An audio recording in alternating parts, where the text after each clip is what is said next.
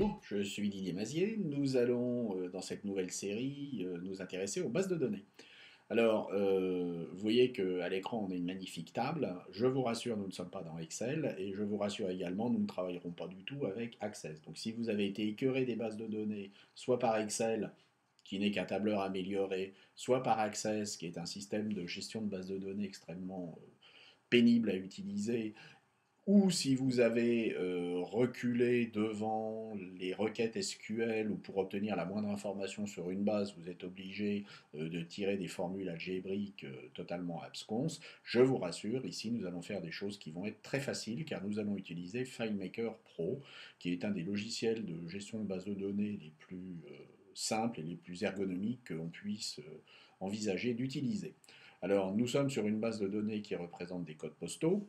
Et nous allons non pas faire une formation sur FileMaker, qui est assez simple d'utilisation, mais nous intéresser à la question de la structure des bases de données. Alors ici, nous sommes sur une forme tabulaire, nous allons revenir sur une forme de fiche où les informations ne sont plus affichées dans des colonnes illisibles, mais sont dans une série de fiches. Ici, on en a 39 100 et des poussières, et que nous allons pouvoir faire défiler, que nous allons pouvoir trier, sous toutes les formes possibles et imaginables, combinées, et sur lesquelles nous allons pouvoir faire des recherches.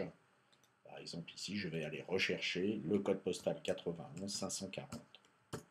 Et vous voyez que on a 4 fiches sur 39 155. Donc, première notion sur les bases de données, on ne peut pas considérer que le code postal sur une base de données soit une clé de tri unique, puisque plusieurs individus peuvent avoir le même numéro de code postal. Par contre, le code INSEE, lui, est unique. Donc si on fait une référence quelque part à ces fiches, le moyen de les localiser de manière sûre est de se référer au code INSEE et non pas au code postal. Alors on a 4 villes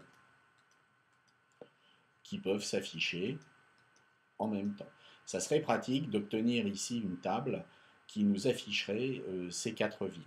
Alors, dans la structure base de données, c'est quelque chose qui est extrêmement facile à faire.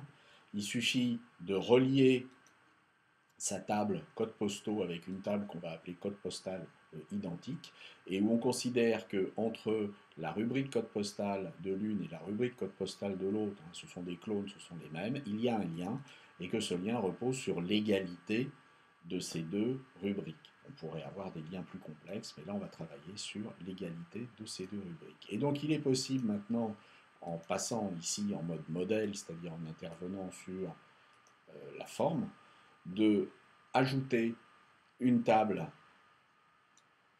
externe, et que dans cette table externe, on demande à aller chercher dans les codes postaux identiques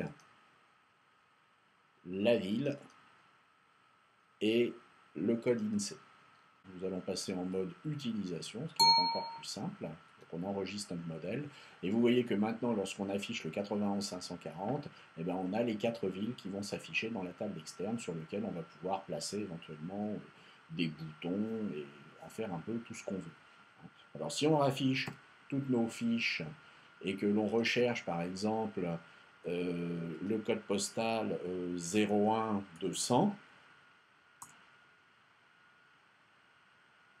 vous voyez qu'on est sur Bellegarde-sur-Vaserine et qu'on a un nombre considérable, hein, il y a 15 villes qui ont le même code postal absolument, et 15 communes qui ont le même code postal avec des codes INSEE différents. Donc ici, c'est bien pratique d'avoir ce système de table. Alors évidemment, notre table là, il faudrait l'adapter,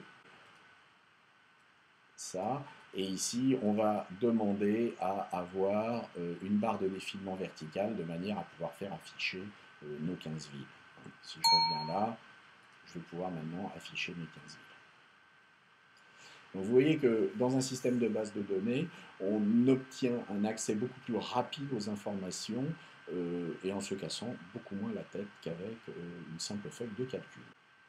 Donc nous verrons par la suite comment gérer des choses beaucoup plus pointues et j'espère que vous suivrez cette série et qu'elle vous intéressera. A très bientôt. Au revoir.